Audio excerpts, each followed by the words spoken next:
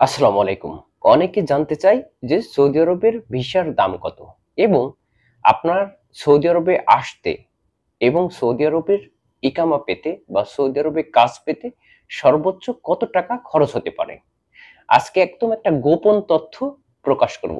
দেখুন, এই তথ্য প্রকাশ করার পরে অনেক দালাল বা এজেন্সি কিন্তু আমার উপরে ক্ষোভ প্রকাশ করতে পারে। কিন্তু যেহেতু আমি এইসব কর্মক্ষেত্রের সাথে জড়িত না, শুধুমাত্র আমার বাংলাদেশি প্রবাসী ভাইদের জন্য এই বিষয়টা আজকে শেয়ার করব। অনেকেই জানতে চাই যে ভাই, সৌদি আরবের 4 লাখ, 5 লাখ, 6 লাখ টাকা দিয়ে যাচ্ছি, কেমন হচ্ছে, দালাল কি ঠকাচ্ছে নাকি? সুতরাং ভিডিওটি সম্পূর্ণ দেখবেন এবং যদি ভালো লাগে অবশ্যই আমার চ্যানেলে একটা সাবস্ক্রাইব করবেন। দেখুন, ভিসা প্রসেসের প্রধান যে দিক হচ্ছে সেটা হচ্ছে সৌদি আরব থেকে আপনার একটা ভিসা পাঠানো লাগবে, তারপরে কিন্তু আপনি সৌদি আরবে আসতে পারবেন। এবং সেই ভিসাটা হতে পারে কোনো কোম্পানির বা কোনো কপিলের। কপিল মানে কোনো মালিকের। এখন একজন সৌদি ছাড়া কিন্তু বাংলাদেশে ভিসা পাঠাতে পারবে না। অবশ্যই সৌদি আরবের বৈধ কোম্পানি হতে হবে বা বৈধ কপিল হতে হবে। এখন দুই একজন আছে এদিক ওদিক যাদের নিজস্ব ব্যবসায়িক প্রতিষ্ঠান আছে, হতে পারে ইন্ডিয়ান, হতে পারে পাকিস্তানি, হতে পারে বাংলাদেশি। তারা খুব সীমিত ভিসা পায় এবং যারা ম্যাক্সিমাম সৌদি আরবে আসে, সৌদির আন্ডারে আপনাদেরকে আসতে হবে। এবং দেখুন, এই কোম্পানি ভিসা বলেন বা কপিলের ভিসা বলেন বা মালিকানাধীন ভিসা বলেন, এই সকল ভিসা কিন্তু সৌদি সরকারকে একটা ভিসার জন্য 2000 রিয়াল পেমেন্ট করা লাগে। এই 2000 রিয়াল কিন্তু একটা ভিসার জন্য বাধ্যতামূলক। তাহলে এই 2000 রিয়াল যদি পেমেন্ট করা লাগে একটা ভিসার ক্ষেত্রে, বাংলা টাকায় এটা আসছে মনে করেন 60,000 টাকা। এবং এই ভিসাটা যখন ওঠানোর পরে বাংলাদেশে পাঠিয়ে দেয়, এই বাংলাদেশে পাঠাতে হলে কিন্তু একটা ওকালা করা লাগে যে ভিসাটা কার নামে বাংলাদেশে যাচ্ছে। মনে করেন আপনার এজেন্সির নামে 100টা ভিসা গেছে, এই এক একটা ভিসার ওকালা করতে হবে। এই ওকালা করতে হলে কিন্তু 150 রিয়াল করে ফি জমা দিতে হবে জাওয়াজতকে। সেক্ষেত্রে তাহলে 2000 রিয়াল আর 150 রিয়াল, এখানে 2150 রিয়াল খরচ হলো আপনার ভিসাটা বাংলাদেশে যাওয়া পর্যন্ত একটা এজেন্সির হাতে। এখানে আমি 70,000 টাকা ধরে রাখলাম। এবং দেখুন, এখন কাজ হচ্ছে বাংলাদেশ থেকে। বাংলাদেশ থেকে আপনার ভিসাটা যে প্রসেস করবে, এই প্রসেস করার জন্য মানে স্টাম্পিং করবে আপনার পাসপোর্টে, সেক্ষেত্রে কিন্তু অনেক সময় 15,000 থেকে 20,000 টাকা খরচ হয়। আমি ধরলাম 20,000 টাকা খরচ হলো এবং আপনার ভিসা স্টাম্পিং হওয়ার পরে কিন্তু আপনার প্লেনের টিকিট করে সৌদি আরবে পাঠাতে হবে। এখন এই প্লেনের টিকিট অনেক সময় বাংলাদেশে কিন্তু আপ ডাউন করে, সেক্ষেত্রে কোনো সময় 50,000, কোনো সময় 60,000 বা কোনো সময় 80,000ও হয়ে থাকে।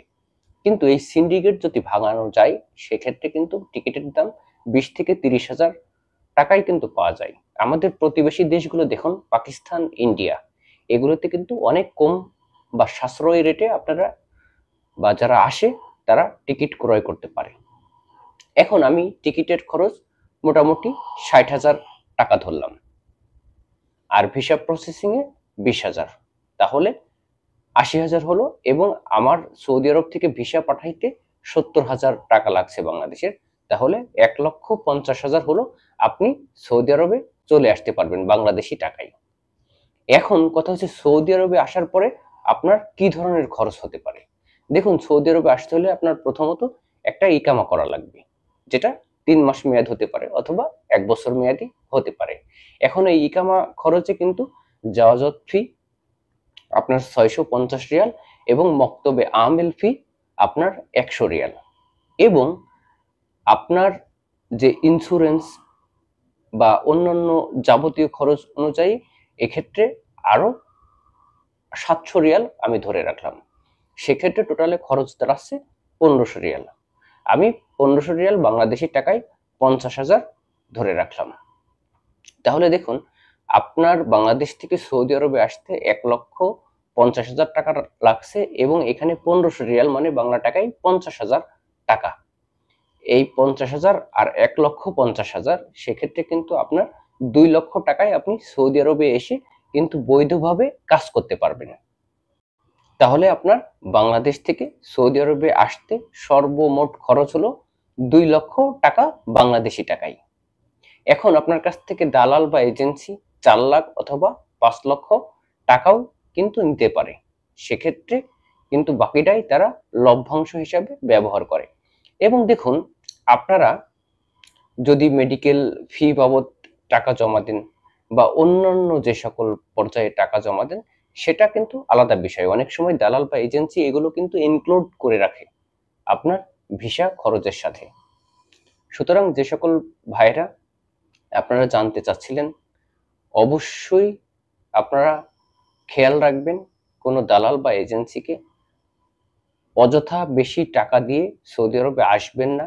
কারণ সৌদি আরবের বর্তমান পরিস্থিতি আগের মতো না, অনেকটাই অস্বাভাবিক।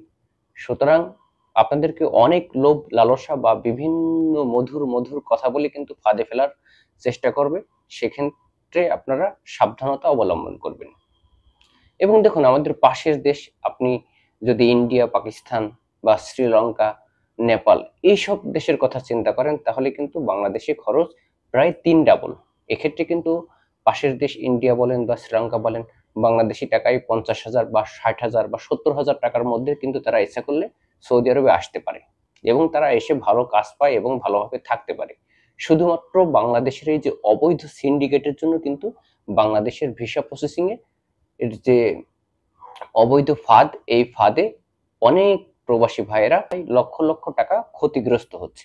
এবং এত পরিমাণ টাকা দিয়ে যখন সৌদি আরবে আসছে, তখন তারা কোনো উপায় না পেয়ে যে ধরনের কাজ দিচ্ছে দালাল, সেই ধরনের কাজ কিন্তু তারা করছে বাধ্যতামূলক। কারণ তাদের লাভ না হোক, আসলটা তো আগে উঠাতে হবে। এজন্য তারা কিন্তু প্রচুর পরিমাণ দুশ্চিন্তায় থাকে এবং ভালো কাজ পায় না। সুতরাং আপনারা অবশ্যই সাবধান এবং ভিডিওটা বেশি বেশি শেয়ার করবেন। আমার সমস্ত প্রবাসী ভাইয়েরা যারা বাংলাদেশ থেকে সৌদি আরবে আসবেন, তারা যাতে প্রতারিত না হয়। কারণ আপনারাই হলো বাংলাদেশের সম্পদ এবং সৌদি আরবে এসে বাংলাদেশকে স্বাবলম্বী করবেন, নিজেরা আর্থিকভাবে স্বাবলম্বী হবেন। সুতরাং আসার আগেই যদি আপনারা ক্ষতিগ্রস্ত হন, তাহলে অবশ্যই আপনারা কিন্তু ভেঙে পড়বেন। সাবধান, সতর্ক অবস্থায় লেনদেন করবেন। দেখা হবে অন্য আরেকটি ভিডিওতে।